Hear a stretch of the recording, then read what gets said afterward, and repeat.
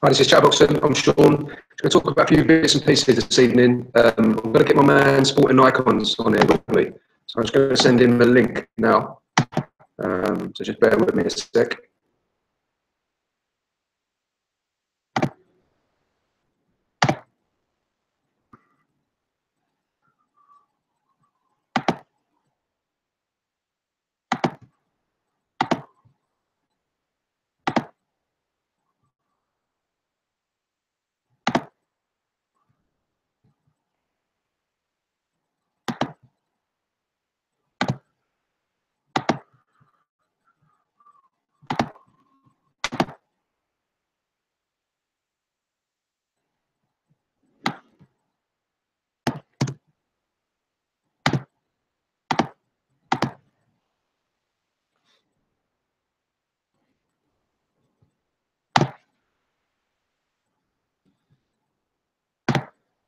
I just sent that over to him now, so I'm just waiting for him to join me.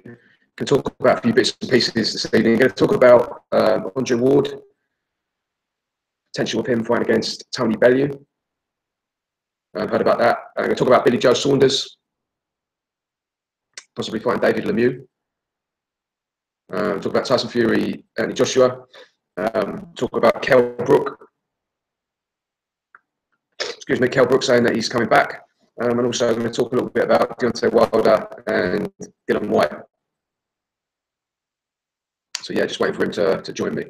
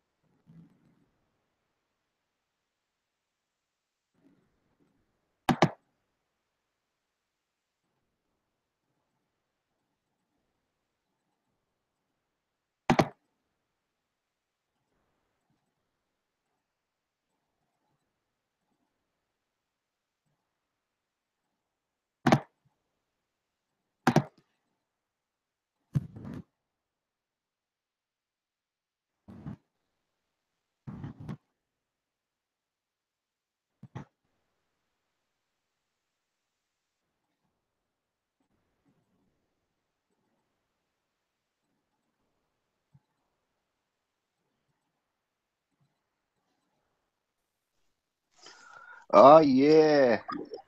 You finally got you on. How's it going, mate? Yeah, all right, buddy. How are you? Yeah, not too bad, mate. Not too bad. Awesome, awesome. Not sure what happened the first time, but yeah, here we are. All right, then. Yeah, quite a few things to get through this evening. Yeah, no worries. Let's start off with the this Andre Ward talking about. Well, I don't know if he's talking about it. People are talking about fighting Tony Bellew, possibly. What do you make of that? Yeah, I mean, all right. I mean, I think if you're going to put Andre Ward in with a heavyweight, like Virgil Hunter said, then yeah, maybe Bellew would be a good shout. Maybe. Purely because he has experience at light heavyweight himself. And if they were to go at cruiserweight, maybe. Yeah, I think it would be for the cruiserweight title. Can you hear me okay, by the way? Yeah, it's a bit crackly, but yeah, it's all right. It's just because I've done one before, and I've done two of them. One of them sounded really crackly. So if it sounds like that, then that's probably how it sounds for everyone else. Oh, yeah. Well, can you hear me all right? I can hear you fine, yeah. Do I sound like I'm underwater? Yeah. Okay, fuck. Well, how bad does it sound? Yeah, it's all right in places. Yeah. All right. Well, let's just have a quick go through and see how it sounds. If it still sounds terrible after about 5 minutes, then we'll probably have to. Yeah. Cut it off. People aren't going to listen. If it's as bad as it was that time. Yeah. All right. Yeah. No worries. No worries. Yeah. I mean, I think me personally, I would prefer to see. I mean, I quite like from the perspective of being English. I quite like to see Andre Ward fight Tony Bellew in England. Yeah, definitely. But definitely an Eddie Hearn pay-per-view moment, wasn't it? Oh, absolutely. I mean, to be honest, if Frankie Gavin, Kell Brook is pay-per-view, then pretty much anything is. You're not wrong there, are you? Not wrong. I mean, personally, fought out of the UK, is he? Out of America, sorry. He's only fought, not as a professional. No. I don't think Andre Ward's ever been over here. No, and that's a criticism that people have had of him in the past. That he Yeah, hasn't ever fought outside America, that he's barely fought outside California. So I think he'd be quite up for a fight like that. yeah, definitely. I mean, when he came over to do the commentary on the Chris Eubank last fight against Renaud Quillian, he said then that he'd never been over here and he'd like to. So Yeah. Well, I mean, I'd quite like to see the Adonis Stevenson fight personally. I think that would be more meaningful at this stage. yeah. I mean, with Adonis Stevenson, I mean, he beat Tony Bellew, didn't he? He did, yeah. Yeah, Knocked him out. yeah, he did, yeah. So, I mean, although, I mean, with Bellew, he seems to be like a corner out everyone. He even called out Adonis Stevenson not so long ago, didn't he, as well? So, Yeah. Yeah, well, out of the two, like kind of American fighters that he's wanting to call now, I prefer to see him fight Andre Ward than Wilder, personally. oh yeah, definitely. I think Wilder might be a bit too dangerous. Although, if he hits Wilder, I think the legs will go. But it's actually hitting him though, isn't it? I just think he's too slow. Actually, I mean, he's quite. I think against Andre Ward, I think he's got quite a good chance because he's got a good brain himself. So I think he can Yeah. nullify to a certain extent, or at least meet fire with fire some of Ward's tactics. Oh yeah. Obviously, Yeah. he's not skillful. He's bigger, and he obviously hits harder. So I think that would be it's a difficult fight to call, really. Against Deontay Wilder, I just think he'd be too small, too slow. I don't really see him being able to avoid like a big right hand for too long. Yeah. Well, yeah, exactly as you say. I mean, if Andre Ward was to deploy the same tactics against Kovalev with was it 7 blows in like the last couple of rounds? I think Tony Bellew would quite happily crack him in the knacker's back. But Well, yeah, exactly. I mean, against what was it? What's that bloke called? BJ Flores, is it? oh yeah. He punched him in the bollocks, didn't he? Like before he knocked him out. Yeah, he did. Yeah, it's true that. Yeah, he did. Do I still sound a bit crackly? Yeah, a little bit. It gets better at times. Okay, well, let's just hope it's not too bad. Right, well, while we're talking about Deontay Wilder, I know he's a good mate of yours. So this is quite like a topic that's quite interesting. This Dylan Whyte situation. Yeah. Older videos are quite entertaining. Yeah. Oh, is that the Coward of the County? That seems to be a bit of a big hit, that one. Yeah, I mean, I think with Wilder, all right, we know that he's got a mandatory situation. Yeah. But the thing is, though, is that he can allegedly pay off Stiverne, or at least allow Eddie Hearn to pay off Stiverne. Because the WBC have allegedly said that if you can get an agreement with Stiverne to step aside, then we're quite happy to have that fight. But it seems that Eddie Hearn's not allowed to speak to Stiverne because Wilder just doesn't want the fight. Yeah, well, this is my problem with Wilder. Like Wilder, I don't doubt that at this stage Wilder wants to fight Anthony Joshua. Yeah, because it's a very big payday. It's a big fight, and I believe that he's up for taking a risk if there's a lot in it for him. Yeah. I don't believe that he's up. Well, I mean, just looking at his history, I don't believe that he's up for taking on any serious contenders.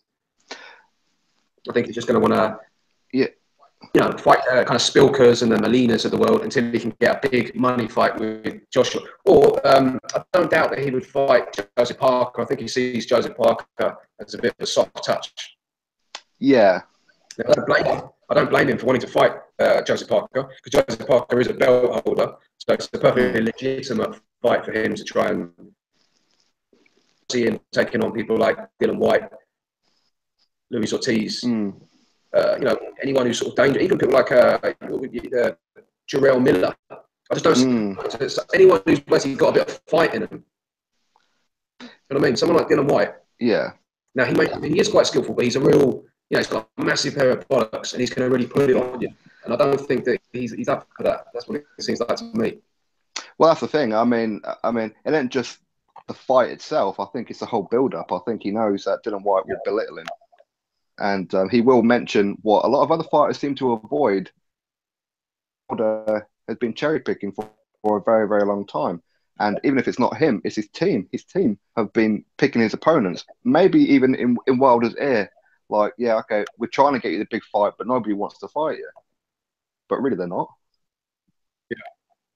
Yeah. Well, he said that he gave like Washington the shot because Washington was nice and like polite, and he'd always come up to him and, hey champ, like, I really appreciate an opportunity to fight for your title, champ, and all this kind of stuff. And he was saying that that's why he wants to fight him. So if that's true, then Dylan Whyte's got no chance, has he? No, I mean? No, you're right. But at the end of the day, though, I mean, if you really want to make some serious money, then surely you need to fight the fight that has the hype, and Dylan Whyte creates hype. Yeah, and he's a big enough name as well. I mean, if he can beat Dylan Whyte, then that's going to get more interest for the Wilder fight to go against either Tyson or Joshua. Exactly. Yeah. So I don't know why he wants it. Well, I think he just doesn't want he's up for taking on like the big fights, but he doesn't want to take on like tough challenges. He doesn't want to take with that he sees as a risk, either him or his team. A bit like you could say Billy Joe Saunders looks like the same kind of style. Do you know what I mean? He's thinking now he wants to fight against like Golovkin or Canelo for that big money fight. But he's not going to fight someone like Danny Jacobs in the meantime. Do you know what I mean? Not for a voluntary anyway.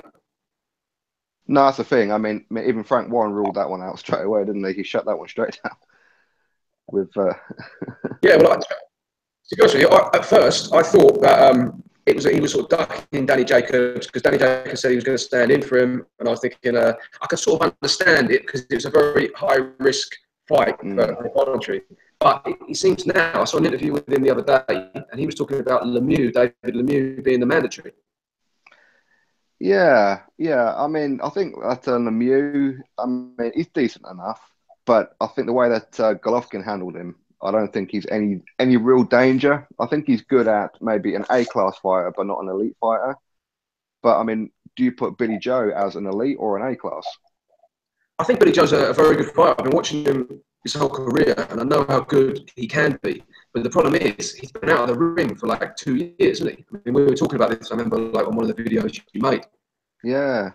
He should make himself more active. Because the last fight, he looked very poor, didn't he? Yeah, very, very poor. I mean, that's the thing, though, isn't it? I mean, he left his trainer, and now he's up with Adam Booth, which is a good move. But to get straight in there with Golovkin or even Canelo or Chris Eubank Jr. is a bit silly after only having one fight, 18 months, and whatever him and Adam are practicing in the gym, surely they need to have a couple of, I don't want to say journeymen, if you like, but like somebody who's like a top 10, just to practice some of these things before he gets in there with Golovkin. Sharpen his tools a little bit, absolutely. I mean, he was saying that he doesn't want to do that. He was saying, I don't need any tune-ups. So he's going to go from fighting this Akabov character, arguably getting a gift decision. Yeah. And been for a long time to suddenly go to David Lemieux. Now, David Lemieux, he's a very, very hard puncher, and he's a former world champion. Yeah. I mean, I saw the knockout he did of your man, Curtis Stevens. Yeah, that was brutal, wasn't it? Knockout, do you know what I mean? Yeah. He's got some good momentum.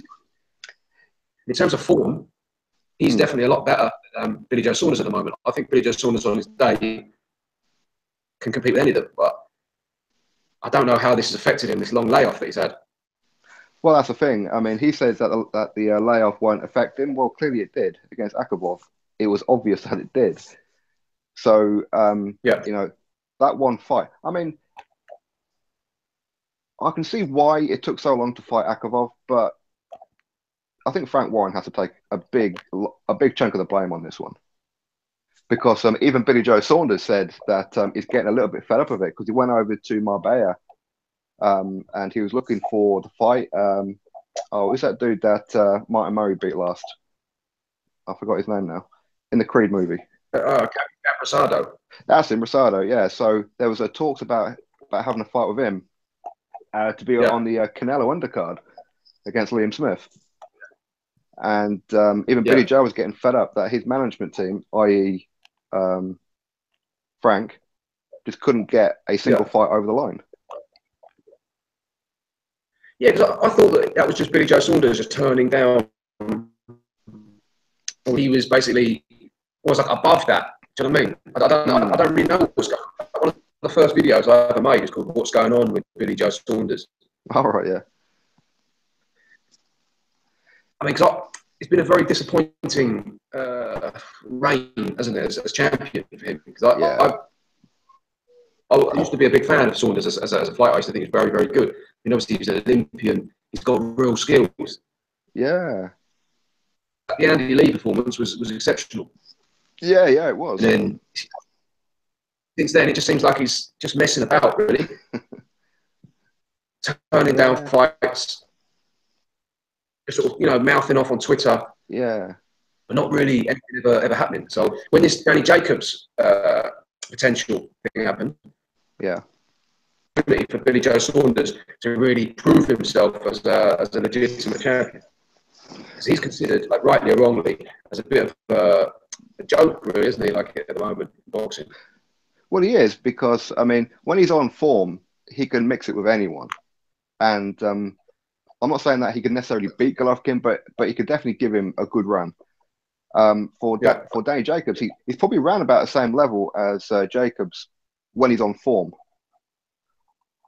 But I mean, I've been saying it for a while though. I think Billy Joe Saunders might be a better super middleweight.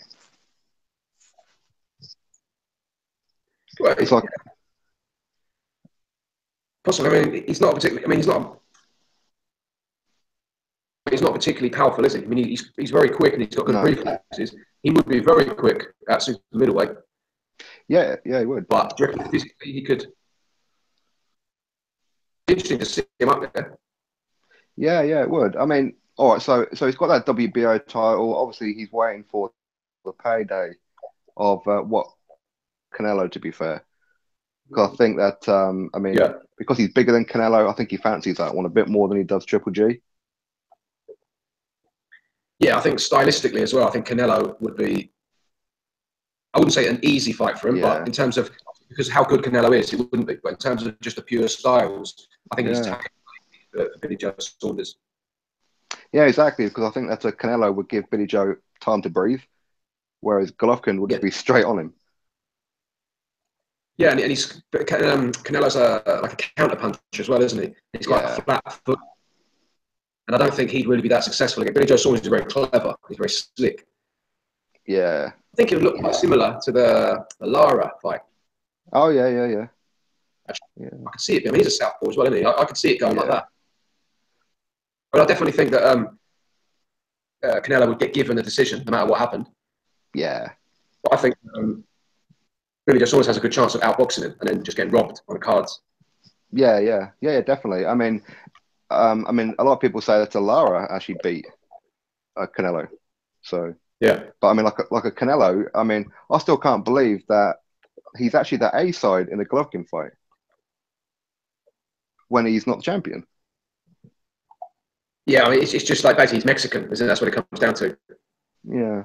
Yeah, but I mean, it's like he's got no belt. I mean, he vacated the WBC. Yeah, but he's just got a big fan base, and it all just sort of comes down to numbers, doesn't it? And they go look at it and think Canelo's got a load of people who basically just sort of like watching him beat people up, watching like fight people like Amir Khan and Julio Cesar Chavez. Do you know what I mean? Just being Mexican basically gives you that advantage to a certain extent. We can got quite a good fan base, obviously, as well. Oh yeah. But for Golovkin being like Kazakh, yeah. Do you know what I mean? In America, he started quite late. He's built up a little bit of a following, but well, Well, that's the thing. I mean, with like a Yeah, Golovkin there, it took him a long, long time to actually fight somebody decent. And I do kind yeah, of class William Monroe Jr. as decent, but he's not an A class or elite.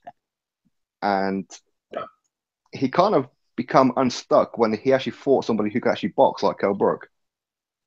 yeah, And Kell Brook did well. I know it was a 5 rounder, and he got his eye caved in, but it's the first time I've ever seen like a triple G with his feet lifting off the floor.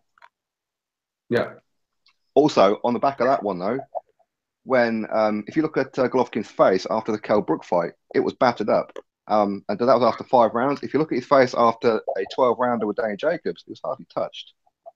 yeah, yeah, exactly. That's what I mean. That's why when I watched that Danny Jacobs fight at first, it looked a lot closer than really it was because Danny Jacobs was doing quite a lot of.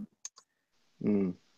He wasn't really landing with anything at all. I mean, he was landing with some, Yeah, but he wasn't really hitting him out. Like, yeah, if Danny Jacobs had taken like a proper Kell Brook approach, yeah, who knows what would happen? But obviously, Golovkin fought a lot better in that fight, and he was more. I mean, he used his brain a lot more, and he was a lot more cautious, and he basically managed to get Jacobs onto the back foot with a jab for most of the fight. yeah. Jacobs had just let him have it, like Brook did. Really done a number on him. Well, that's the thing. I mean, if we go back to like Chris Eubank Jr. and I got like a lot of stick for it, and I can understand why. But with the way that Kell Brook was handling Golovkin, I think Chris Eubank Jr., who is a very similar style but a lot stronger, could actually beat Golovkin on points, but not knock him out because his signature move is the uppercut. Yeah, it'd be quite interesting because just of the sheer work rate of Chris Eubank Jr. Yeah. He's big and strong. Do you know what I mean? You could see him, and he's obviously the thing I like about Chris Eubank. He's just got a real nasty side to him. Do you know what I mean? Yeah. You can see he just likes hurting people. Yeah. Get hit and just literally just want to do you some damage. So I could see Oh him yeah. against Golovkin being a bit of a handful. I could see him physically getting on top of him, trying to push him back a little bit, and just being relentless. Do you know what I mean? Just that work rate he has is going to be a handful for anyone. Because Golovkin, he's not got the biggest work rate himself. I mean, don't get me wrong. I'd have to see something more from Chris Eubank before I thought that he'd have a good chance. But it's definitely an interesting fight. See what you're saying? Well, that's the thing, because like a junior, he has that Joe Calzaghe way about him, and that's because of his dad. Because when his dad fought Joe Calzaghe, as you probably like remember, that the reason that Calzaghe beat his dad was because of he just didn't stop punching, and his dad has adopted that in his son, and he kind of like openly admits that. It's like, how do you beat somebody who don't stop punching you? Yeah.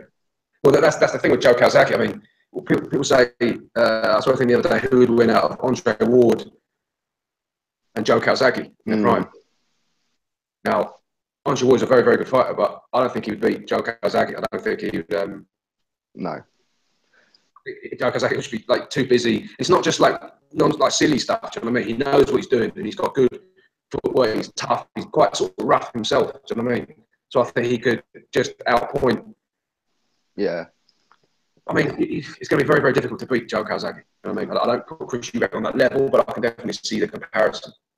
Yeah, that's the thing. I mean, with Joe, like you say, I mean, Andre Ward is successful because his opponents allow him to move around, whereas Joe was on top of you for the entire 12 rounds. Yeah. So, and he can really. The thing is, Andre Ward's very good at just sort of like breaking your rhythm. Yeah. Do you know what I mean? I don't think he'd be able to do that to Joe Calzaghe. If he could, then anything could happen. But personally, I don't think he'd be able to. Speaking about Kell Brook, let's talk about that. Did you see today that he's apparently saying that he wants to come back? No, I haven't seen that. He wants to fight on, and he's talking about fighting at the end of this year, which to me is pretty soon. A bit. Yeah. Well, yeah. Crazy. I mean, I heard it was Eddie Hearn yesterday when he's saying that the operation went well. It went much better than his other eye did. And Yeah. if you look at the Errol Spence fight, the eye that got damaged against Triple G was hardly touched at all. So it's like that steel plate seems to have done wonders for his face. Yeah. But I mean, Yeah, I mean, it's like the thing is with like a Kell though is the fact that it isn't a case of whether or not his face will hold up, because at the end of the day, you're not going to break metal. yeah, I mean, if that is the case, like you say, what we saw from the first one was the eye was seemingly, well, not indestructible, but it wasn't as vulnerable as people thought. The other one, it looks like he's maybe just got kind of naturally like quite brittle bones around his eye. I don't know. I mean, he's in with two very big punches, but yeah. But to be honest, though, you still think after those two fights, getting stopped in both of them, having two operations, you'd think that ideally you'd want to have a bit of time off. Yeah. Well, yeah. I mean, for me, yeah. All right. So me and you, we said to him, well, we said about him, you should be fighting Errol Spence. Maybe shame on us at the end of that one, but it's like, I mean, Eddie Hearn, he threw Kell Brook under the bus with Golovkin. Yeah. And he showed heart against Errol Spence, and he was actually beating Errol Spence up until the injury. I know a lot of people dispute that, but for me, he was. And if he weren't for the injury, I believe he would have beaten Errol Spence. Yeah, I think it was personally. I think he was just I think he was just behind at that point. Yeah. So I think there were like a good, probably 3 rounds where Errol Spence was really getting on top. It was a close fight. Don't get me wrong. I could see how people would have it that way, but it was. Me personally, I think Errol Spence just edged it. I do think that obviously with the injury that he did have, before, and the fact that the doctor had said to him, "Oh, you could go blind. You could have gone blind." That was obviously playing on his mind. Oh, without doubt. And at the end of the day, mate, it's not. He's not in like ancient Rome. Do you know what I mean? It's not like this is sort of like you're fighting to sort of protect your family. I mean, it's just a boxing match. Exactly. You're in that situation. Exactly. I think personally he did as much as he could. He put on a very good effort, but Spencer's too much. Well, that's the thing. I mean, it's like even like you had Johnny Nelson, who is Kell Brook's friend, and Tony Bellew as well, saying he quit. He took a knee. At the end of the day, because they're friends with him, they should know. I mean, he's got a wife, he's got a kid. He needs to go home and see them. You know? I mean, yeah. I mean, well, Amir Khan. Obviously, he was going. He's obviously going to say something, isn't he? Yeah. Kell Brook probably would have done the same thing. So I don't really look too much into that. It's very easy. It's very easy to say, "Oh, I would never quit" when you just get knocked out. Yeah. To take a sustained punishment like that. No. You know what I mean? Exactly. If you're Amir Khan, you would have been basically like knocked out in the 3rd round. You're never going to go like 10 rounds of Errol Spence just hammering your body, and you know what I mean? Yeah. No, exactly. I mean, like I was seeing the interview with Khan the other day, and I did actually skip a lot of it because when he talks, it's just complete crap. It's complete bullshit. And the guy is an absolute joke. I mean, to think that even now, even with Kell Brook's low confidence, I don't give Khan any chance against Brook at all. Especially if he's got now like 2 metal plates, because Amir Khan probably think I can do the same thing, but nah, he ain't got the power. That's he said that it'll be the same result, like talking about him against Kell Brook as if as if he's like an Errol Spence or a Golovkin. Yeah, exactly. I mean, I've got a 4-year-old boy. I think that he punches harder than Khan. But the thing is, though, with Khan, he's very fast and he will just keep tapping at you the whole night.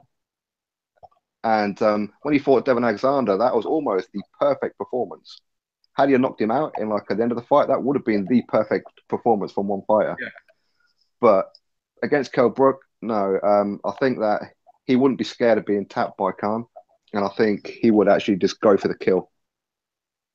Yeah, that's what anyone with any power, even Chris Algieri did that, and he almost like won. Yeah.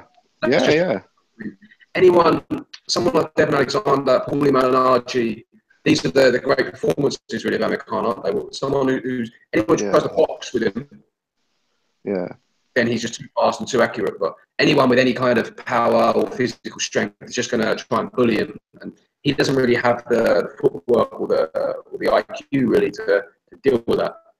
No, exactly. I mean, Khan, although to be fair, I think the Khan Brook, it kind of lost its mojo probably about a year or two ago because Khan kept saying, well, Kell needs to do this and Kell needs to do that. I'm the A side, me. And since then, I'm almost like, I don't really want to see this fight anymore. Yeah, I'm not particularly interested. I haven't been that interested for a long time. No. I'm much more interested in seeing Kell Brook fight Errol Spence. Yeah. Keith Thurman. If he does come back, when he does come back, where would you prefer to see him?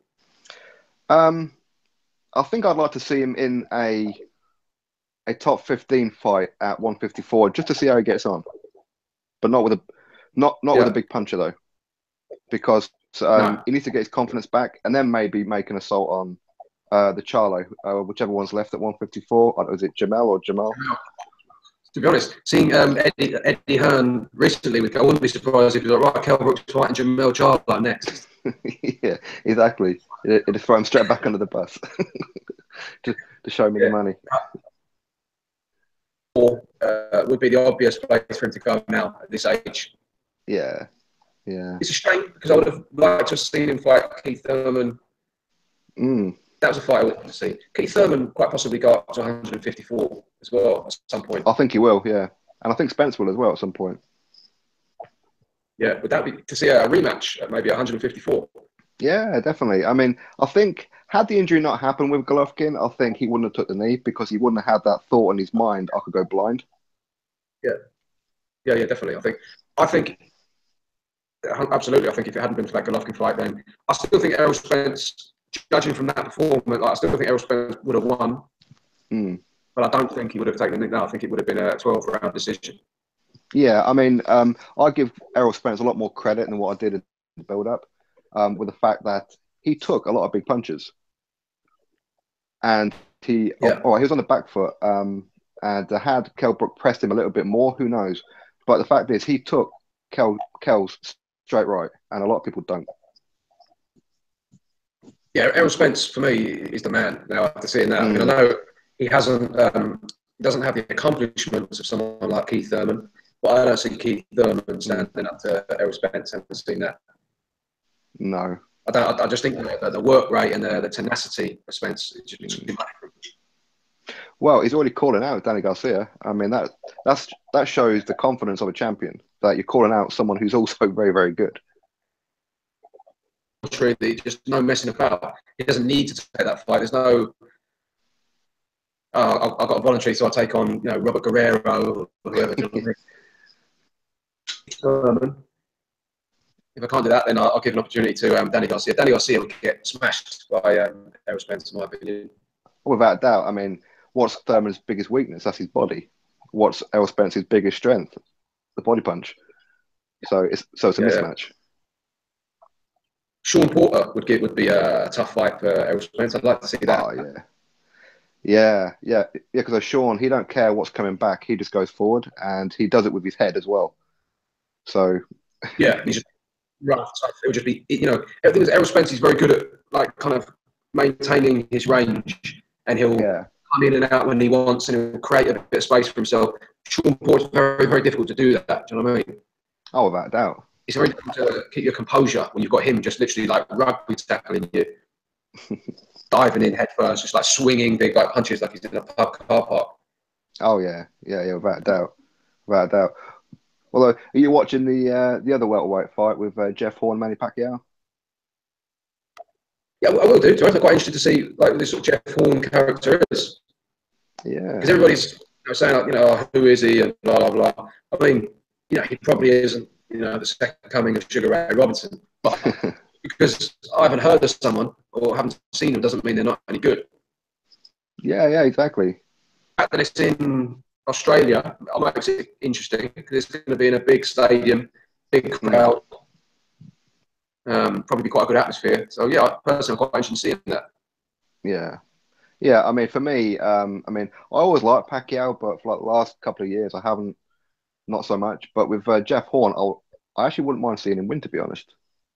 Oh, I'd love to see him win. Yeah, Yeah. I'd love to see him. Imagine if he just knocked Pacquiao out and then started calling out Errol Spence. That'd be awesome, wouldn't it? He became like the new boogeyman of the division. Oh, yeah. No, that'd be brilliant. I'd love that. Strange. What about this? Let's talk about before we go. Let's talk about this Tyson Fury and Joshua stuff. I saw your video. I think it was a couple of weeks ago, kind of about the UCAD situation. Yeah. Quite interesting because it's very weird, all that, isn't it? I mean, I haven't really seen any other UCAD cases. To be honest, it's not something I'm particularly familiar with. But I'd be very surprised if they normally work like this, where you keep having. The date just keeps getting delayed, postponed, and it never gets resolved. It's a very complicated one, isn't it? But yeah, at the same time, it's almost very simple. I mean, did he take it? As in, did he take any kind of like steroids or cocaine, whatever it is? If he did, then obviously there's punishment for that. If he didn't, then they need to give him his license back. Yeah. And so it just does seem a bit weird, doesn't it? Like it's sort of purposefully not being resolved. Yeah. I mean, I think the latest one was a conflict of interest, was it? But I didn't know whether that a conflict of interest, as in on the panel, was for UCAD side or Fury side. I don't know which one that was. I'm only assuming Fury side. Yeah, to be honest, I don't know. It just seems to me that there's always obstacles being placed in the way. So it's difficult to really say because obviously quite exciting, the idea of Fury AJ fighting. Yeah. But you can't really get too excited about it because you don't even know if Tyson Fury is going to be allowed to fight again. Because one of the things was they turned up to do a test and he was like pissed off with them constantly has to just tell him to fuck off. Yeah. Now, that's obviously quite a serious offence. Well, that's the thing, because, I mean, I didn't realise until I was making that video. And for like the first time, like right before I made it, I actually researched a little bit of it. And when they come knocking on the door and Tyson Fury told them to like piss off. And then Peter Fury almost was like, come on, Tyson, what are you doing? Went back to chase them. And they actually refused to come back. Yeah. But the thing was, though, it was that at this point, he had already been given the doctor's note as such to say he's mentally unfit. Yeah. So with that, they shouldn't have been knocking on his door. Yeah, it's all a bit odd. I mean, I don't know. He's talking about that he's got some date for the fight to happen. Yeah, originally it was for April next year. And yesterday he was talking about he wants to fight Joshua October, November, or December. But yeah, I mean, for me, he can. I mean, Tyson's just being Tyson. He's kind of like he's running his mouth before his brain engages. So what he really needs to do is concentrate on this UCAD thing, concentrate on his own health, and then think about a couple of warm-ups and then Joshua. Yeah, it's just that sort of typical kind of sort of bravado. I don't need any warm-ups, mate. I'll just get in there and he needs to have at least one. You can't just sort of spend 2 years out the ring, blow up to the size that he is, and then go in there with Andy Joshua, someone who's just sort of year in, year, like, sort of day in, day out, living the life. It's decent competition. Yeah, exactly. We want to see the fight happen like properly when they're both at their best. Yeah, exactly, and that's kind of what I was saying. I did like another video today on Tyson. He's been sparring at Joe Joyce. Yeah. And I mean, and he was saying that Joyce like kicked his ass, just like he did with Joshua like a few years ago. You hear that one where he had that interview with this young kid Joshua actually beat me up, and that's suddenly the sworn enemy. Yeah. So I'm kind of wondering if a lot of it is literally, as you say, just bravado, just to build up a bit of hype. Maybe he doesn't actually hate him. No, I don't think he does. I think he's quite possibly a bit jealous. and a bit resentful Mm-hmm. because obviously he's not very popular. He didn't really get any credit really for what he did. No. And he's Joshua is getting all the credit. But it's not really Joshua's fault, is it? It just is what it is. Well, this is the thing. Yeah, But yeah, exactly. I mean, it's like with Joshua, he was almost, I don't want to say handed it because obviously he still had to do the work in the ring. But with Tyson, he had to do it the hard way, where he had most promoters telling him to bugger off, we're not interested, including Haymaker Promotion said, we don't want you. So, of course, with Mick Hennessy, he kind of like said, okay, I can't give you the big money, but, you know what I mean, I'll get your foot in the door. And he's shown great loyalty. And unfortunately for him, Mick and Frank are the wrong people to be guarding his career. Well, that's a problem, isn't it? I mean, it's admirable what he's done with Mick Hennessy. I think at one point he actually fought for free when Mick Hennessy didn't have any money, or at least he offered to. That was according to Mick Hennessy. He's a proper bloke, like a real bloke. Yeah. But it's not really. I mean, there's a reason why Anthony Joshua is where he is, and Tyson Fury is where he is in terms of popularity, in terms of Eddie Hearn would say profile. Yeah. I mean, you've got Eddie Hearn and Sky Sports behind you, as opposed to Mick Hennessy and. Yeah. Well, that's the thing. That's the thing, though, isn't it? I mean, whenever Tyson was doing like his antics when he's talking about, he's even talking about like giving Lennox Lewis a slap and things like that. And of course, he's talking about homosexuals and this, that, and the other. And had Eddie Hearn had been his promoter, he'd have been like, whoa, chill out. And with Frank was almost laughing about it, saying, oh, well, it's just Tyson being Tyson. But if you're promoting someone and you're guarding somebody's career, that's not what you say. You put them to one side and say, listen, son, pack it in. Yeah, well, Frank Warren's old school, isn't he? So I don't think he really understands the modern age with all that. And how quickly public opinion can either go for you or against you. Eddie Hearn is he's the opposite, isn't he? He's made his name in this era. So one really fights for Eddie Hearn, gets a good profile. Anyone who's remotely successful, he's going to maximise your potential in terms of your popularity and opportunities. Oh, absolutely. Good on Whyte. Now he's offering loads of money for a big fight with Deontay Wilder. Yeah. Which, if he was with Frank Warren, it's very unlikely that would be the case. Although saying that, Frank Warren does have some there's quite a few interesting prospects, isn't he? He's got obviously Daniel Dubois. Yeah, and Naylor Ball. Anthony Yard. Yeah, he does. Unfortunately, they're not going to get the kind of exposure that Eddie Hearn would have done. So, unfortunately, they're going to have to go through the career where if they want to make a name for themselves, they've got to do something that stands out, really stands out. Whereas, I know Box Nation and BT Sport are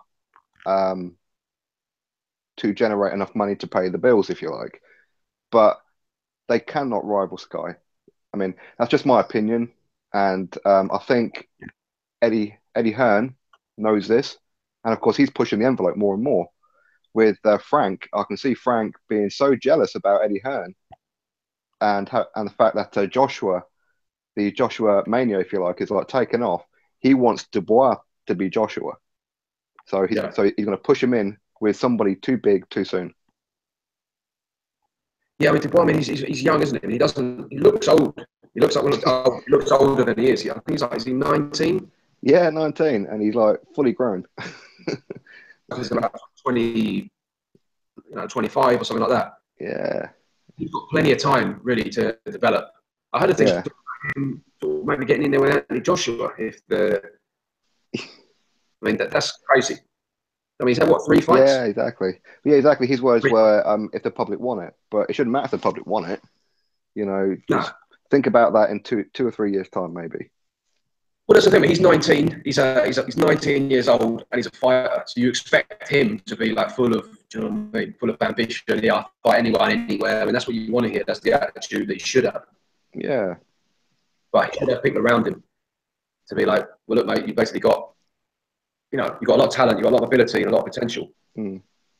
So we don't need to throw you in there with Anthony Joshua or Deontay Wilder or something like that after 5 fights. You know what I mean? Yeah, exactly. You've got Although I think a good fight for Dubois, though, in maybe about 3, 4 fights' time, would be someone like Dave Allen. I like that fight. Yeah, I do as well, actually. I think Dubois needs to go a few more rounds before he does. Because Dave Allen, he's tough, isn't he? So Yeah. if Daniel Dubois, well, it depends how many rounds the fight was. But I could see him, like, if he doesn't, because obviously with the lack of experience he has, if he didn't get like Dave Allen out there in the first 5 rounds, he could potentially become like totally punch himself out. Yeah. Doesn't have the experience of pacing himself. Yeah. Dave Allen's got, you know what I mean? He's quite tenacious. He'll put it on you. I mean, he can stick it out. He's got a lot of experience. He's been there with people like Louis Ortiz, Whyte. Do you know what I mean? So that would be. And did well against them too. Yeah, I mean, arguably unlucky to get stopped against Ortiz. Yeah, exactly. Was it like 2 seconds left of the round or something? They should have at least let him sit down. You know what I mean? Get that minute rest and then see where you go in the final round. Yeah. And he went 12 rounds with Dylan Whyte, didn't he? Yeah. Yeah. See him have a really long career if he carries on like that, though. No, exactly. He gets punched a bit too easy. I mean, I'm not a professional fighter, but I think if I was to have a fight with him, I think I'd manage to hit him at least 2 or 3 times before he drops me. Yeah, I mean, he literally sort of he tries to slip punches, but it's like he does it in slow motion. Yeah. You know what I mean? It's like he's sort of telling you, like, giving you, like, in about sort of 2 seconds, my head's going to be over here if you want to really get the best angle. Exactly. I mean, I like him. I think he's a funny character. He's good for, if you like, because he's funny and he'll get in there with anyone. And that's kind of why I like Dylan Whyte as well, because he will fight anyone. I forget about the money. If there's a fight there, I'll have it. Yeah. Yeah, that's why I want to see the Wilder fight. I think it'd be a great fight. And the reason why I don't think Wilder or his team will take it is I just don't think they fancy it. Dylan Whyte is someone who's like, a proper fighter. He's going to go in there and he's going to take it to you. But I don't think that's the kind of opponent they're looking for, really. No, exactly. They want somebody who's nervous, who will try and box him. Yeah, not before AJ or Parker. No. I mean, after it's probably change, but yeah. But that's the thing, though, isn't it? I mean, like Wilder, he could legitimately be the best heavyweight. We just don't know because he hasn't been tested. Yeah, the one time he did fight a reasonable, I thought he looked quite good against Stephen. I mean, that was probably one of his best performances. Yeah, and he showed that he can actually go the distance as well, which is worrying for Dylan Whyte. Yeah, that's the one thing that would definitely be a worry, because Dylan Whyte does kind of gas out, doesn't he? Yeah, very early on. You don't want to be doing that against Deontay Wilder. No, that's the thing, because, I mean, if you look at Wilder when he fought Spilka, and Spilka beat him up for 8 rounds, and then in the 9th round, he just unleashed a punch from hell and damn near killed him. So, and that was somebody who still had like a bit of energy in them, which was Spilka, because he's got good conditioning. Whyte hasn't got that. He set him up quite nicely with that as well. It's brutal, isn't it? I've noticed with Wilder, like in the last fight, he's starting to become like a bit more cautious. Yeah. When he fought against Washington, he was the first person really that I've seen in a fight that was the same size as him. He looked nervous. So he seemed a bit wary. And to be honest, I was actually, I wouldn't say I was really impressed, but I was quite impressed by the fact that he's starting to, use his brain a bit more and not just like dive in and just start like, swinging wild punches. And he did, didn't he? As soon as he got him hurt, he went back to that. Yeah. He was fighting a bit more cautiously. Yeah, he was. I mean, and I don't know whether or not it's because he was at his home crowd of Alabama. Maybe he was a little bit nervous about the whole occasion. I don't know. But for easily the first 3 rounds, Wilder lost all 3 of them. Then the 4th round, he started to come into it a bit. And then obviously the 5th round, when he dropped him and then his windmill, then, But I think with a bigger puncher and someone who isn't afraid, because Washington was a little bit wary, Like a, Yeah, Washington is he's a good athlete, isn't he?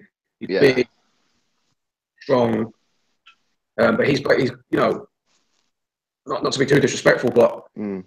in like sort of elite boxing terms, he's got about as much fight in him as a punch bag. Do you know what I mean? Yeah, you're right. When the first time he got hit, he just kind of didn't really want to know, did he? When No, exactly.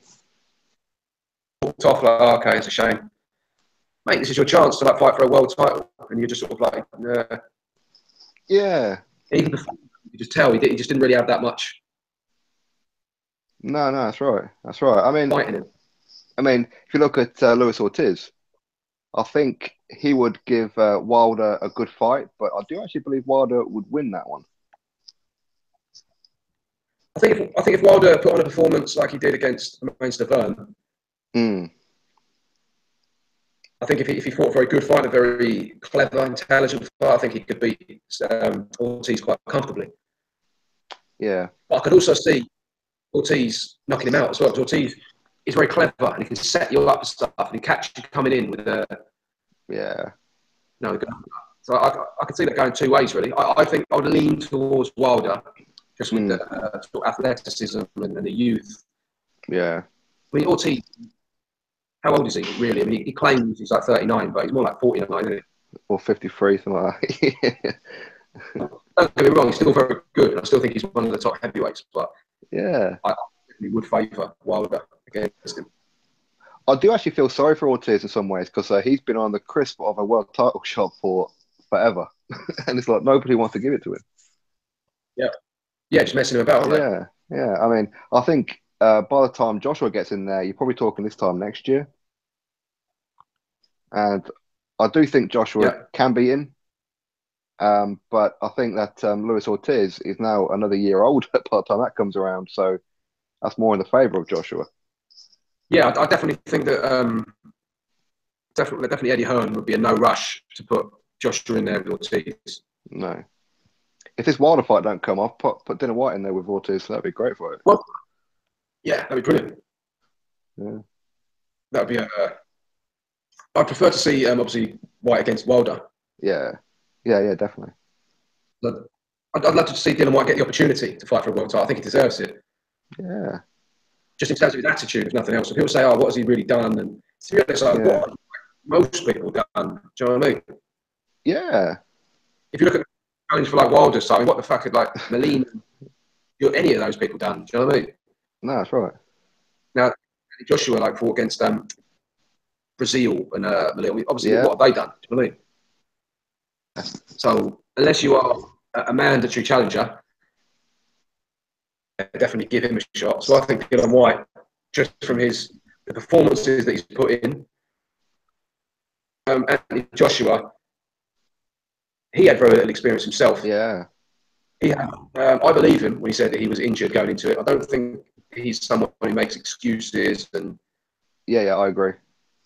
I just think he's got, he doesn't have there's no like back down in him. It's not in his DNA. He's just going to go in there and, Yeah, exactly. shield, or take you out in the process. Well, that's the thing. I think that Dillian Whyte has probably got the biggest heart in boxing, heavyweight boxing anyway. I can't think of those. It's a shame because the Dillian Whyte versus Hughie Fury fight nearly happened. Was it last year? But he decided not to do it because they were friends. But now he don't like Hughie because he picked Chisora to beat him. So maybe we'll see that fight. Hughie Fury, Joseph Parker. That's quite an interesting one. Yeah. If he turns up, yeah. Yeah, it was a bit dodgy, wasn't it, last time? I actually picked Hughie Fury to win that fight. And Sam, yeah. Well, I wasn't too sure about it. I think with Hughie, he looked great for like his first 10 fights. But then I think this skin condition slowed him down. It did, and obviously he's been offered to fight with Wilder. He turned it down because it wasn't enough money or the right time. He did the same with Joshua. And then he gets given a chance against Parker, and he didn't turn up. I'm like, what the fuck are you doing? Yeah, it's not particularly impressive, is it? I want to see Hughie Fury do well, but it's difficult to defend opportunities that he's turned down. Yeah, exactly. Exactly. I was always like a big fan of him at one point. I actually thought that Huey's going to have a better career than Tyson, but I've yet to be proved right on that one. Yeah, I mean, if he didn't sort of turn down fights with everyone, then maybe like we'd have a better idea of how good he was. Yeah, yeah, exactly. I mean, I do kind of like Huey's boxing style. I think he's very, very good. But Yeah, again, I think he's there to be hit also. yeah, he is. I think he's just he needs to develop a bit more of a sort of inside game. Mm, I think he's good. He's obviously pretty tall. He's got that good kind of lean back sort of style. He's got very good footwork. He's got yeah, quite good upper body movement. yeah, yeah, exactly. But yeah, I mean, when that part, I mean, there's no official announcement yet, is there, on the date or the venue? No, I think it's or the rumors are September because I think the WBO have said that Parker has to fight Huey by the end of September. So I imagine they'll probably string it out until September. Okay. Yeah. Yeah, right. I know a lot of people are saying that's going to be quite a boring fight, like with the styles of them. It's not Mm. eagerly anticipated. It's not. I mean, it's not the most interesting fight for a neutral, I suppose, is it? When you've got obviously people like they want to see like Wilder, Joshua, Fury back in the Yeah, mix. yeah, But me personally, I'm quite looking forward to that. yeah, yeah. It's a great fight. I mean, I think they're both a lot closer than what people realize in styles and everything. But I Hmm. think with Huey, what does he do? Because now that Parker's team was it David Higgins, part of Duco, he's in Bob Arum. What if Yeah, they put the fight on in America? Peter Fury can't go. yeah. I mean, that's the thing because I think like Parker's team got Peter Fury into New Zealand, didn't they? They actually Yeah, made a lot of effort into yeah, getting him there. I doubt they would do the same thing right. twice. They probably just think, well, fuck off, mate. Do you know what I mean? You took the piss. Yeah, exactly. And the Bob Arum won't put up with that. He's like old school gangster style, isn't he? Any kind of disadvantage that he could give to me, he'd probably be up for that. Yeah. Yeah. Well, that's the thing. I mean, You I know, really chastised Huey after that pullout. I really went to town on him. But yeah, I remember. yeah, but I mean, it's like a lot of them think that I'm like a Huey hater. I'm not. I did that through disappointment because I really wanted to see him do well. Yeah, yeah. I mean, deserved criticism, didn't it? I mean, to be fair, I mean, you're messing people about. I mean, I don't know exactly what happened, but you were supposed to be out there at this point. Mm. Then you were supposed to be out at another point. You're just kind of like wasting everyone's time, messing people about. So yeah, I mean, definitely deserved criticism. I mean, you can't, Yeah. you got to, tell it like it is, isn't it? Yeah, yeah, exactly, exactly. But I mean, that's the thing with boxing, though, isn't it? It doesn't matter what you do or what you say. You're always going to have people disagree with you. Always. Yeah, I mean, you get people who just get like, very offended by the most inoffensive stuff, really. Oh You know yeah, what I mean? So yeah. you do. Well, that's the thing. I mean, like me and you know that we have to mention the word Wilder, and we get like, well, like his fanboys is jumping all over us. Yeah. Yeah, I mean, I'm not sure who's the one. I mean, you've got these sort of characters all over the place. All these Canelo. I remember once I made a video about Canelo, Billy Joe Saunders. Yeah. I mean, I'm practically getting death threats at one point. Yeah, yeah, you do. You do. It's like people almost seem to think that if you're talking about one of their favorite fighters, it's almost like they know them. They're like best mates. Joe Saunders. Actually, I made a video about Billy Joe Saunders, just basically asking what was going on with him. Loads of abuse on that video. Did you? Talking about you stupid can shut the fuck. Yeah, yeah. Yeah, it's what it is, isn't it? You can't win them all, mate. No. You really can't. Right, well, shall we leave it there then? I Okay, then, buddy. think we've covered most of the topics. Yeah, yeah, definitely, definitely. Well, it was a good chatting to you there, Sean. Yeah, definitely, mate. We'll have to come on here again sometime. Yeah, without doubt, anytime. Yeah, man. All right. Cheers for coming on. All right, buddy. Take it easy. All right. So, see you later. Ciao, mate. Bye bye.